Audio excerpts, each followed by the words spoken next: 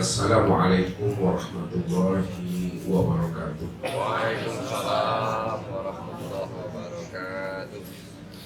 Alhamdulillah, alhamdulillahilladzi yaquluna binuri ma'rifati wal yaqin wa adkhilna ma'al awliya'i was sholihin. Wassalatu wassalamu ala sayyidina Muhammadin nabiyyi sayyidil mursalin wa ala alihi wa sahbihi rasulillahi ajma'in. Wa qala Allah ta'ala fil Qur'anil Karim, a'udzu billahi minasy syaithanir rajim, bismillahirrahmanirrahim. Sanurihim ayatina fil afaq wa fi anfusihim hatta yatabayyana lahum annahul haqq. Wa bil ardi ayatul lil muqinin wa fi anfusikum afala tubsirun. Sadaqallahul azim. Bapak Ibu, saudara-saudara dan anak-anak kami jamaah tauhid yang dirahmati Allah. Kesempurnaan ma'rifat seorang arifin atau arifillah, di mana ia tidak lagi mampu membedakan mana yang dirinya dan mana yang Tuhannya, karena semuanya itu telah ahad, semuanya itu telah muwahhid, semuanya itu telah esa dan tunggal. Maka ketika dia telah ahad, muwahhid, esa dan tunggal, disitulah sebenarnya Allah itu betul-betul nyata dari segala yang wujud dalam bentuk rupa yang berbeda. Jikalaulah yang dilihat mata ini adalah nyata dan wujud serta terang, maka Allah itu lebih nyata dan lebih wujud serta lebih terang lagi apa yang dilihat oleh mata. Tapi kenapa manusia tidak mampu memandang akan kewujudan dan kezahiran bahwa Allah itu lebih nyata dari segala yang wujud? Karena sesungguhnya manusia itu selalu tertipu memandang bentuk dan rupa. Bukankah Allah itu telah membukakan tabir rahasia dirinya kepada kita? Wal awalu wal akhir wal zahir wal batin. Dialah yang awal, awalnya itu tiada permulaan. Dia ialah yang akhir, akhirnya itu tiada berkesudahan. Dia pula yang zahir, zahirnya tiada berubah dan berbentuk, dan dia pula yang batin, namun batinnya itu tiada tersembunyi. Maka untuk mengenal yang awal kita mesti mengenal namanya yang akhir. Untuk mengenal yang batin, kita mesti mengenal namanya yang zahir. Kenapa demikian Bapak Ibu? Untuk mengenal yang awal mesti mengenal yang akhir, karena yang akhir itulah kenyataan daripada yang awal. Untuk mengenal namanya yang batin, kita mesti mengenal namanya yang zahir. Yang zahir itulah kenyataan yang batin. Kalaulah yang zahir itu adalah kenyataan yang batin, maka iktiqadkan, jazamkan dan patrikanlah ke dalam rahasia hakikat diri kita. Jikalau yang zahir itu adalah hakikatnya yang batin, maka sebenarnya yang zahir itulah sebenar-benarnya yang batin itu. Maka jikalau telah nyata yang batin itu dalam bentuk rupa yang berbeda, wujud yang lain, itu artinya bahwa dialah yang wujud pada segala yang ada. Dialah yang zahir dari segala yang wujud. Makanya segala yang ada, segala yang wujud itu tiada lain adalah tajalli min tajalliyatillah. Nyatanya akan kewujudan dan kezahiran dirinya. Disitulah letaknya Allah itu bikulli syai'in mungkin. Dia itu meliputi akan segala sesuatu. Kalaulah Allah itu meliputi akan segala sesuatu dalam bentuk rupa, dalam bentuk wujud yang lain. Maka tidak ada sesuatu yang lain yang mampu mendinding, yang mampu menghijab akan kewujudan dan kezahiran Allah. Kenapa sesuatu yang lain selain Allah itu tidak mampu mendinding dan menghijab akan Allah? Karena Allah itu lebih nyata segala yang wujud. Allah itu lebih zahir segala yang ada. Karena segala yang wujud dan segala yang ada itu sebenarnya wujud nyata akan kezahiran akan dirinya. Maka siapa yang mampu memandang akan rahasia wujud kenyataan akan diri Allah itu? Tentunya yang mampu memandang akan kewujudan nyatanya diri Allah pada segala yang ada dan segala yang wujud dalam bentuk rupa yang berbeda wujud yang lain, tentu adalah orang-orang yang Allah beri namanya hidayah dan petunjuk. Faman yahdillah fahuwal muhtadi wa may yudlil falan tajida lahu waliyan mursyida.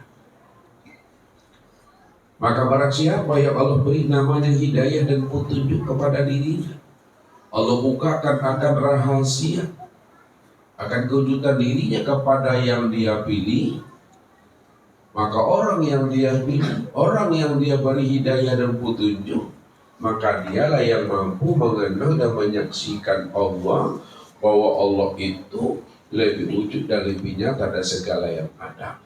Karena segala yang ada, segala yang wujud itu dia dalam nyatanya akan kewujudan dirinya. Namun orang yang Allah tutupkan rahasia diri kepada dirinya, tidak Allah bukakan tapi rahasia dirinya kepada yang dia pilih. Walaupun Allah itu menjelaskan, Allah itu menerangkan bahwa dirinya itu nyata dan wujud dan segala yang ada, namun mereka tidak akan mampu memahami, melihat dan menyaksikan akan kewujudan Allah itu dari segala yang ada ini. Inilah orang yang rugi. Inilah orang yang zuluman. Orang yang rugi dan orang yang zuluman itu, ini yang dikatakan Allah namanya orang yang buta.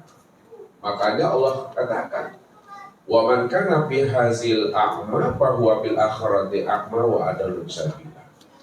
Barang siapa yang buta di dunia, maka di akhirat juga kami bangkitkan dia juga dalam keadaan buta. Wa adallu sabila. Maka tersesatlah jalannya. Lalu buta yang bagaimana yang Allah maksudkan? Di dalam surat Bani Israil ayat 72 ini. Apakah buta mata yang ada di kepala ini atau buta mata hatinya yang ada di dalamnya? Ini yang dipertegas Allah dalam surah Al-Hajj ayat 46. Fa innaha la ta'mal absar walakin ta'mal qulub allati fi sudur. Sesungguhnya yang aku katakan buta itu, kata Allah, bukanlah buta matamu yang ada di kepalamu, tapi butanya mata hatimu yang ada di dalam dada. Kalau Allah mengatakan butanya mata hati yang ada di dalam dada, lalu buta mata hati yang dimaksudkan Allah itu yang bagaimana? Butanya mata hati yang ada di dalam dada itu, Bapak Ibu, adalah orang yang tidak mengenal akan diriku. Siapa yang tidak mengenal akan diriku di waktu hidupnya, maka di waktu matinya juga dia tidak mengenal aku. Siapa yang tidak mengenal aku di dunia ini, maka di akhirat juga dia tidak mengenal aku. Siapa yang tidak mengenal aku pada dirinya, dipastikan dia juga tidak akan pernah mampu mengenal aku di luar diri. Wa adallu sabila. Itulah orang yang tersesat. Maka orang yang tersesat itu nanti tempatnya adalah di neraka. Lalu bagaimana supaya kita tidak dikatakan Allah orang buta dan orang yang tersesat, sehingga tidak Allah tempatkan kita di dalam neraka? Maka sebelum habisnya usia umur kita ini, sebelum sampainya ajal kita, sebelum datangnya namanya ajal dan kematian itu pada diri kita, maka di alam dunia inilah kita mesti mampu menelusuri, mencari jalan pulang dan kembali kepada Allah. Karena Allah itulah hakikat sekalian Allah. Allah itulah hakikat segala yang wujud. Allah itulah hakikat segala diri. Kalau Allah adalah hakikat sekalian alam, segala yang wujud dan segala diri, tentunya semuanya akan berpulang dan kembali kepada Allah. Inna lillahi wa inna ilaihi raji'un. Sesungguhnya datang daripada Allah dan kembali kepada Allah. Di mana datangnya, situ pulangnya, di mana hilang, di situ dicari. Kok yo datangnya daripada Allah, tentu pulang dan kembalinya kepada Allah. Maka orang yang mau mempergunakan kecerdasan rohani dan akal fikirnya, dia tidak akan pernah mau menyia-nyiakan setiap detik perjalanan napas dan turunnya itu, melainkan dia senantiasa menilik ke dalam diri bagaimana dia mampu untuk mencari, menemui akan rahasia dirinya yang sebenarnya, supaya ketika ruh itu melepaskan cangkangnya, ajal itu telah sampai kepada dirinya, betul-betul jalan pulang dan kembali kepada Allah itu betul-betul terang dan lurus. Jadi kalau kita tidak menemui Bapak Ibu di waktu hidup ini, andai kata ajal itu lebih dahulu menghampiri diri kita, kita belum mengenal akan Allah, tetap kita dalam keadaan zulum. Tetap kita dalam keadaan gelap. Orang yang gelap, orang yang buta, tentu adalah orang yang tersesat. Maka disinilah baginda Rasul Nabi Muhammad SAW memberikan namanya aba-aba, rambu-rambu, tanda-tanda untuk membaca akan alamat kewujudan Allah itu pada diri. Maka orang-orang tua kita selalu menyampaikan kaji ini dengan kias dan perumpamaan. Baca alam pada diri, baca diri di dalam diri, di dalam diri ada diri, di dalam diri ada rahasia diri. Di dalam rahasia diri itulah aku bersembunyi. Ana fi abdi zohir rabbi fi batni abdi. Aku ada di dalam dirimu, karena aku yang menjadi rahasia dirimu. Wa fi anfusikum afala tubsirun, kata Allah. Kalau aku telah wujud dan nyata pada dirimu, karena aku yang menjadi akan rahasia dirimu, kenapa tidak kamu pikirkan? Tidak kamu pahami akan kewujudan dan keseharian aku itu betul-betul telah nyata pada dirimu. Makanya sebagai seorang arifin, yang kalau Allah berikan namanya ketajaman rohani dan akal fikir, tentu dia mampu menilik ikro ke dalam diri, supaya dia paham siapa yang wujud pada dirinya. Maka inilah yang dikatakan Rasul kepada kita. Kalau kita ingin mencari dan menemui Allah itu, cari dan temuilah Allah itu ke dalam diri ini. Man talabal maula bi ghairi nafsin faqad dalalan ba'idah. Barang siapa yang ingin mencari dan menemui Allah itu keluar dirinya, dia cari Allah itu di gua-gua, di hutan-hutan. Dia cari dan dia temui Allah itu di dasar lautan, di gunung. Sudah dipastikan dia tidak akan pernah mampu mencari dan menemui Allah itu di dalam gua, di lautan, di gunung, dan hutan belantara. Tapi siapa yang mau menilik ke dalam dirinya, dipastikan dia mampu mencari dan menemui Tuhan. Sama seperti Bapak Ibu, selalu Ustaz berikan pemahamannya kepada kita. Kita ingin mencari namanya si hayat pada diri. Yang hidup di dalam diri itu siapa? Padahal kita setiap detiknya, setiap waktunya, nafas turna itu selalu muncul, terbit, dan ada pada diri kita. Tapi kenapa kita tidak mampu mengambil hikmah dan iktibarnya? Siapa yang keluar, siapa yang masuk? Makanya orang yang mampu mengambil hikmah dan iktibar, yang keluar dan yang masuk itu tiada lain adalah si hayat tadi. Tapi kita ingin mencari hayat juga. Sudah jelas Bapak Ibu sudah dipakaikan baju itu pada tubuhnya, adalah pakanaan baju. Tapi dicari juga baju oleh Bapak Ibu. Baju itu sudah dipakai, tapi kita cari juga baju itu, padahal baju itu sudah kita pakai. Allah katakan apa? Wa'lamu anna fikum Rasulullah. Ketahuilah bahwa di dalam dirimu itu ada Rasulullah. Siapa Rasulullah itu? Yang ada di dalam diri kita. Yang dikatakan Rasulullah di dalam diri Bapak Ibu itu disebut namanya adalah ruh. Ruh itu yang katakan Rasulullah. Makanya orang-orang arifin selalu mengambil perumpamaan dan kias. Rasulullah yang dimaksudkan ke dalam diri kita itu disingkatnya dengan rasa. Rasa itu artinya Rasulullah. Rasulullah itu adalah ruh tadi. Nah, siapa ruh itu yang sebenarnya? Ini yang mesti kita pahami. Makanya orang yang mau meneliti ke dalam dirinya, orang yang mau menyentuh ke dalam dirinya, pasti dia mampu menemui akan Rasulullah itu di dalam dirinya.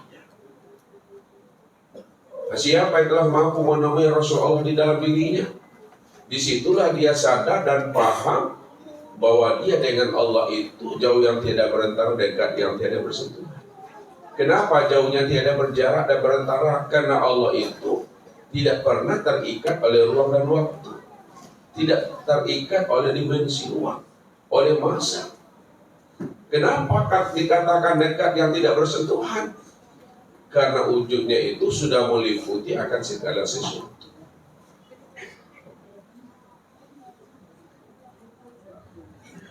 Jikalau kita telah mampu memahami akan rahasia diri kita yang sebenarnya, maka terbongkarlah akan rahasia kewujudan Allah itu pada diri kita. Seperti yang ditanyakan oleh sahabat kepada Rasulullah. Ya Rasulullah, apakah Allah itu jauh ya Rasul, atau apakah Allah itu dekat ya Rasul?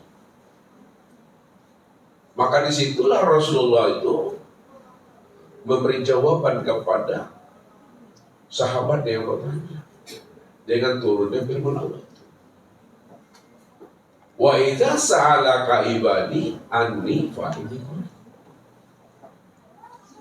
Muhammad, apabila ada hambaku bertanya kepada engkau tentang diri, apakah aku jauh atau aku dekat? Berikan jawaban kepada mereka, hai Muhammad, fa inni qarib. Aku itu dekat, kata Allah. Kalau Allah itu dekat, lalu dekatnya bagaimana Allah itu dengan diri kita ya Rasul? Maka di situ Allah membukakan rahasia dirinya kembali kepada Muhammad, sampaikan kepada mereka, wa nahnu aqrabu ilaihi min hablil warid. Kami ini lebih dekat dengan dirinya daripada dekatnya urat nadinya itu pada tengkuk leher. Ini artinya apa Bapak Ibu? Kalaulah mata hitam dan mata putih yang ada pada penglihatan kita ini Bapak Ibu dekat menurut kita, maka Allah itu lebih dekat lagi dengan diri Bapak Ibu dibanding dekatnya mata hitam dan mata putih ini. Jikalaulah rasa itu dekat pada diri kita, maka Allah itu lebih dekat lagi daripada dekatnya rasa itu pada diri kita. Hayat hidup dekat pada diri kita, maka Allah lebih dekat lagi daripada dekatnya hayat dan hidup itu pada diri kita. Tapi kenapa kita tidak melihat dan menyaksikan kalau memang Allah itu betul-betul dekat? Karena kita kadang-kala tidak mampu menyilau, ikrok dan menyenter ke dalam diri. Kita selalu memandang Allah itu gaib. Kita selalu memandang Allah itu jauh. Padahal Allah sudah mengatakan, walaupun dirinya itu gaib, dirinya itu batin, namun gaib dan batinnya diri itu telah nyata, telah wujud pada segala yang ada ini. Maka segala yang wujud, segala yang ada, itulah sebenarnya yang batin itu. namun yang bisa memahami akan kewujudan Allah yang telah nyata pada segala yang zahir dan segala yang wujud. Tentu orang yang diberi Allah hidayah dan petunjuk.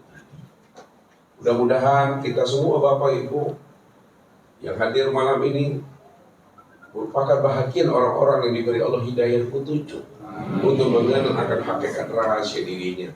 Maka malam ini pula lah kita mencoba untuk menilik diri kita ini supaya kita betul-betul mampu menemui Allah itu pada malam hari ini. Jadi kalau Bapak Ibu belum mengenal Allah, belum menyaksikan Allah pada malam hari ini, tidak usah pulang dulu ke Malaysia, tidak usah pulang dulu ke Batam, ke Palembang, ya, temui Allah malam ini. Jadi inilah malam ini Bapak Ibu, kita cari dan kita temui Allah itu sebelum habisnya usia umur kita. Oleh karena itu, tunggulah pesan-pesan berikut ini.